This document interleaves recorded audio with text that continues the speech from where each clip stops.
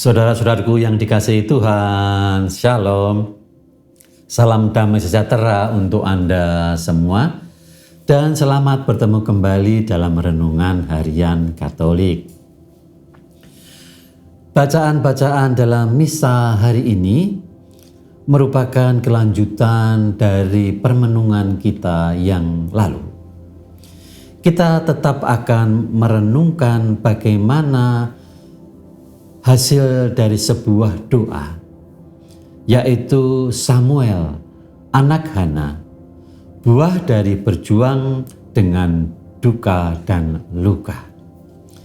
Maka bacaan pertama dari misa hari ini merupakan kelanjutan dari yang kemarin, yaitu kitab pertama Samuel bab 3 ayat 1 sampai dengan 10, dilanjutkan ayat 19 sampai 20. Yaitu tentang Samuel yang belajar mendengarkan panggilan Tuhan setelah Samuel diserahkan oleh keluarga Elkana untuk mengabdi Tuhan. Sesuai janji yang dikatakan Hana bahwa anak yang akan dilahirkannya akan diserahkan kepada Tuhan untuk seluruh hidupnya dan pisau cukur tidak akan menyukur kepalanya. Sebuah ungkapan tentang penyerahan. Kita kemudian dikuatkan dalam soal pelayanan, yaitu dari Injil Markus bab 1 ayat 29 sampai dengan 39. Yesus melayani dan mencari keheningan untuk berdoa. Setelah dia melayani, seperti juga Samuel melayani Tuhan, tetapi dalam keheningan ia dipanggil Tuhan. Yesus juga sama, setelah dia melayani dengan penuh kekuatannya, waktunya, dan tenaganya, ia mencari tempat hening untuk bertemu dengan Allah Bapanya. Maka mari kita mengambil inspirasi dari kitab pertama Samuel bab 3. Saya ingin mengajak Anda untuk melihat ayat 8 sampai dengan 10 yang berbunyi demikian. Setelah Samuel ada di dalam bait Allah seperti yang dijanjikan oleh Hana, maka ayat 8 sampai 10 berbunyi demikian. Dan Tuhan memanggil Samuel sekali lagi untuk ketiga kalinya. Ia pun bangunlah, lalu mendapatkan Eli serta katanya, "Ya Bapa, bukankah Bapa memanggil aku?" Lalu mengertilah Eli bahwa Tuhanlah yang memanggil anak itu. Sebab itu berkatalah Eli kepada Samuel, "Pergilah tidur, dan apabila ia memanggil engkau, berkatalah, berbicaralah Tuhan, sebab hambamu ini mendengar." Maka pergilah Samuel dan tidur. Ia pergi ke tempat tidurnya. Lalu datanglah Tuhan, berdiri di sana dan memanggil seperti yang sudah-sudah, "Samuel, Samuel."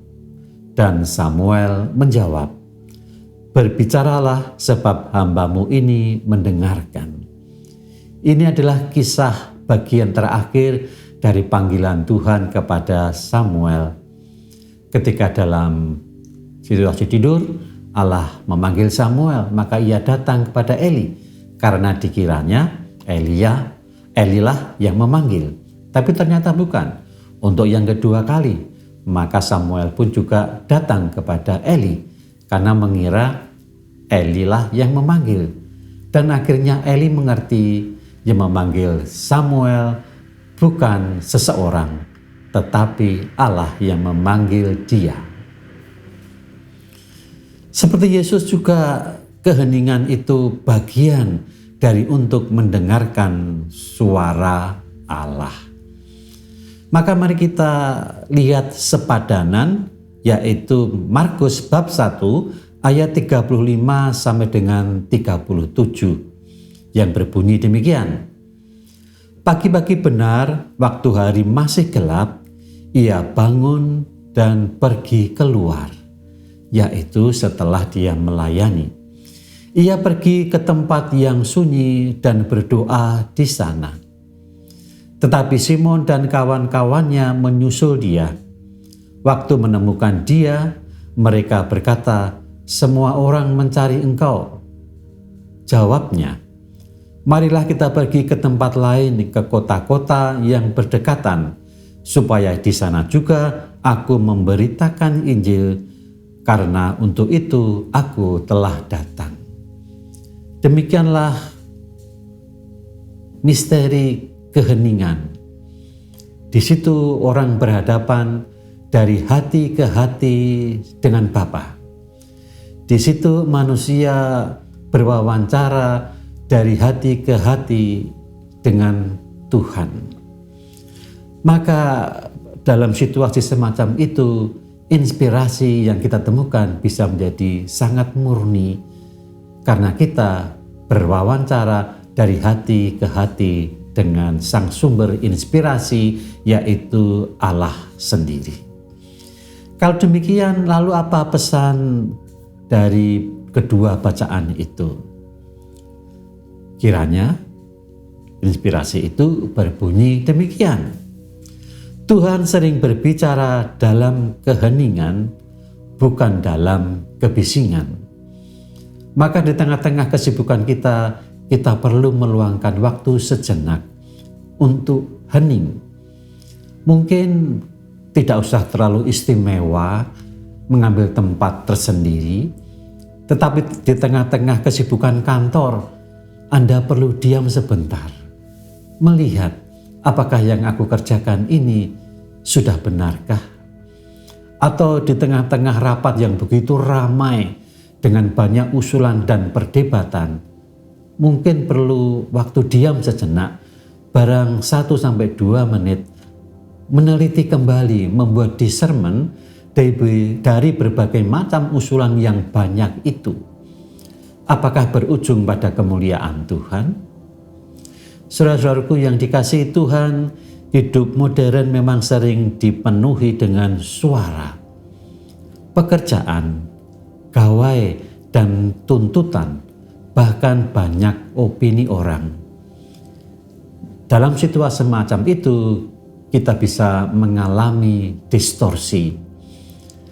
Dorongan emosi kadang-kadang kita anggap sebagai kehendak Tuhan. Ambisi kadang-kadang kita tempatkan sebagai kehendak Tuhan. Kadang-kadang bahkan ketakutan pun yang kita ikuti itu sebagai kehendak Tuhan. Itulah yang terjadi ketika kita selalu ada dalam situasi keramaian, tidak membuat discernment dalam waktu yang mungkin sangat pendek.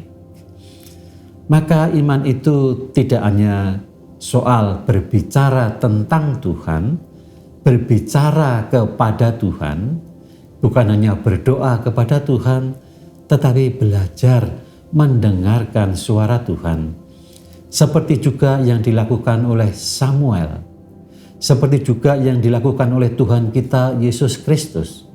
Di tengah kesibukannya, ia meluangkan waktu barang sejenak untuk mendengarkan suara Bapa.